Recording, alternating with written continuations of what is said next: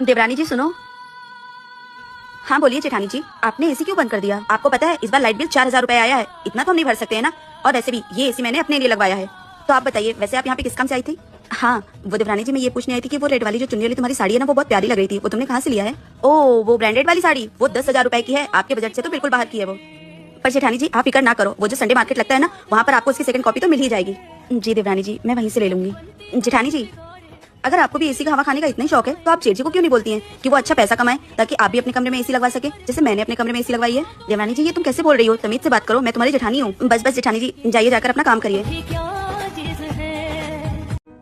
बहू कल मेरी बेटी की नंद की सगाई है, तुझे यही साड़ी पहन के चलना है उसके ससुराल। माँ जी मेरे पास तो बहुत सारी साड़ियाँ ना, मैं उनमें से कोई पहन लूंगी ना।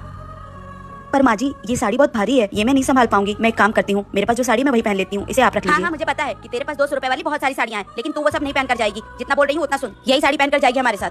बहू तू क्या चाहती है? तू वही अपनी सस्ती से 200 रुपए वाली साड़ी पहनकर मेरी बेटी के ससुराल जाएगी और वहाँ हम लोग की बेइज्जती करवाएगी? नहीं, तू यही पहनकर आएगी। समझ में आई बात? माँ जी अगर मेरे आने से दीदी के ससुराल वालों के सामने आप लोगों की बेइज्जती होगी तो फिर मैं आप लोगों के साथ नहीं आऊंगी। हाँ तो यही बेहतर होगा कि तू वहाँ हम लोगों के साथ मेरी बेटी के ससुराल नहीं है, वरना लोग ताने मारेंगे कि इसकी बहू तो 200 रुपए वाली सस्ती साड़ी पहनकर आ गई।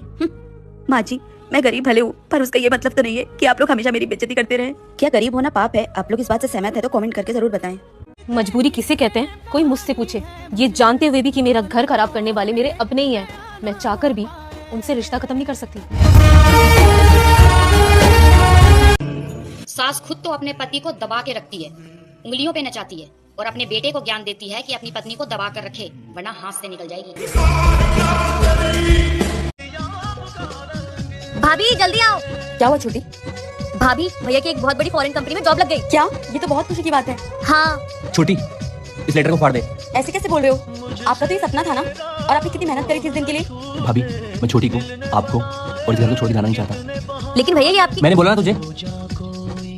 भाभी ऐसे में तो भैया हमारी वजह से अपनी जिंदगी खराब कर लेंगे। हाँ छोटी। मम्मी ये छोटी बहन तो बोझ थी हमारे सर पे, ऊपर से देवर भी बोझ बन गया है। माँ बाप को छोड़ के चले गए, अब पता नहीं हमें इनको कब तक पालना पड़ेगा। भाभी मुझे पता है आपने जो बोला वो इसलिए बोला ताकि मैं यहाँ से चला जाऊँ, वरना जो भाभी मुझसे इतना प्यार करती है वो मेरे लिए इतने कड़वे शब्द कैसे बोल सकती है? गगन बेटा मुझे थोड़े से पैसों की जरूरत थी। अरे अम्मी ये भी कोई पूछने की बात है? वहाँ ड्रॉर में मेरा वॉलेट पड़ा होगा, जितने चाहिए ले लो।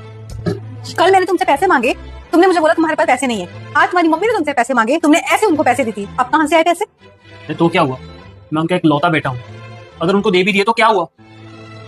देख मैं तेरे लिए सूट लेके आई हूँ। सूट मेरे लिए? हाँ तो उस दिन गगन को बोल रही थी ना कि तुझे सूट चाहिए, और गगन ने तुझे मना कर दिया था। पर मैं तो माँ हूँ, मुझे कैसे मना कर सकता है? पता है गगन मेरा इकलौता बेटा है, मेरे पास बेटी नहीं थी, पर जब से तुम शादी करके आई हो ना, मेरी बेटी की कमी भी पूरी हो गई है। बस तू भी मुझे अपनी माँ मानना कर। बड़ी बहू और छोटी बहू, तुम दोनों आज ही मायके से आए हो ना, तो मुझे दिखाओ तुम्हारे मायके से क्या क्या आया है। ठीक है माँ जी। जी माँ जी लेकर आई। ठीक है मैं बाहर बैठी हूँ, लेकर आओ। अच्छा छोटी बहू आप दिखा तेरे मायके से क्या आया है। माँ जी ये देखिए, ये मंगलसूत्र मैंने दिया है और ये सोने का कंगन मेरे भाई ने दिया है। और बड़ी बहू तेरे मायके से क्या आया है?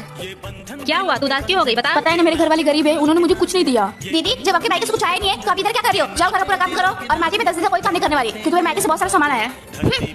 बड़ी बहू तू उदास मत हो, मेरे पास कुछ गहने हैं, मैं तुझे दे देती हूँ। छोटी बहू को जाकर बोल देना तेरे मायके से आए हैं, और तेरे माँ बाप गरीब हैं तो उसमें क्या हुआ, अब तू उस घर की नहीं इस घर की बेटी है। तुझे किसी चीज की जरूरत है ना तो मुझसे मांगना, मैं तुझे दूंगी। और तुझे अपने कमरे में गहने लेकर आती हूँ। देवरानी जी आपका कमरा तो बहुत अच्छा लग रहा है, तो मैं सोच रही हूँ क्यों ना मैं यहाँ शिफ्ट हो जाऊँ और आप मेरे कमरे में। वो दीदी माँ जी ने ये कमरा दिया हुआ। ये तुम्हारा कमरा है या माँ जी का? माँ जी का कॉल? लगता है ये बुढ़िया 100 साल जिएगी। हेलो बहुरिया। माँ जी प्रणाम। खुश रहे बहुरिया। अच्छा हम लोग ट्रेन में बैठ गए हैं, शाम तक पहुँच जाएंगे। खाना घर पर ही बना लेना, ठीक है? जी माँ जी। चारों धाम का यात्रा करके बहुत थक गए हैं बहुरिया, घर पे ही आकर खाएंगे खाना। ठीक है माँ जी, हम और देवरानी जी मिलकर बना लेंगे। ठीक है रखते हैं। ठीक है। अच्छा देवरानी जी, माँ जी आज शाम की ट्रेन से वापस आ रही हैं, तो देवरानी जी चलो किचन में खाना बनाना है बहुत सारा। माँ जी ने बोला है कि वो लोग घर पे ही आके खाना खाएंगे। ठीक है दीदी। दीदी दाल हो गया। ये दीदी कहाँ चली गई? अगर आपको वीडियो अच्छी लगी है, वीडियो का नेक्स्ट पार्ट देखना चाहते हैं तो कमेंट करके जरूर बताएं। बहुत गर्मी हो रही है, एक काम करती हूँ, फ्रिज से ठंडा पानी निकाल के पी लेती हूँ। ओ महारानी किधर? भाभी काम करते करते ना बहुत थकान हो गई है, और इतनी ज्यादा गर्मी है ना, तो बस फ्रिज से ठंडा पानी पीने जा रही थी। ये फ्रिज तुम्हारे मायके से नहीं मिला है, मेरे पापा ने मुझे दिया है। वो मटका रखा है ना, वहाँ से पानी पियो। और अगर ठंडा पानी पीने का इतना ही शौक है ना तो अपने बाप से फ्रिज मांग लो। भाभी आपको तो पता है ना कि मेरे मायके वाले कितने गरीब हैं। अरे जैसे तैसे तो उन्होंने बहुत मुश्किल से मेरी शादी की, तो मुझे दहेज कहाँ से देते? आपको तो ये सब बातें पहले से पता थी। और मेरे मायके वाले गरीब हैं, इसमें मेरा क्या दोष है? तुम्हारा सिर्फ यही दोष है कि तुम एक भिखमंगे की बेटी हो, और यहाँ पर किसी भी चीज को हाथ लगाने से पहले ना मुझसे पूछ लेना, क्योंकि ये सारी चीजें मुझे मेरे मायके से मिली है, समझी तुम? अब जाओ यहाँ से। दीदी। हाँ जी भाभी, बाहर मेला लगा है, मेला देखने चले? माँ मुझे मेले में नहीं भेजती तो आपको कहाँ से भेज देगी? और अगर भेज दिया तो? जाओ आप भी पूछ कर देख लो। चलो देखते हैं। माँ जी। हाँ बहू। माँ जी, बाहर मेला लगा है, मैं मेले में घूम आऊँ क्या? हाँ हाँ बहू, ये लो कुछ पैसे, बाहर से कुछ ले भी लेना। मम्मी। हाँ गुड़िया। मम्मी, आपने तो कभी मुझे मेले में भेजा नहीं, और आप भाभी को भेज रहे हो, वो भी पैसे देकर।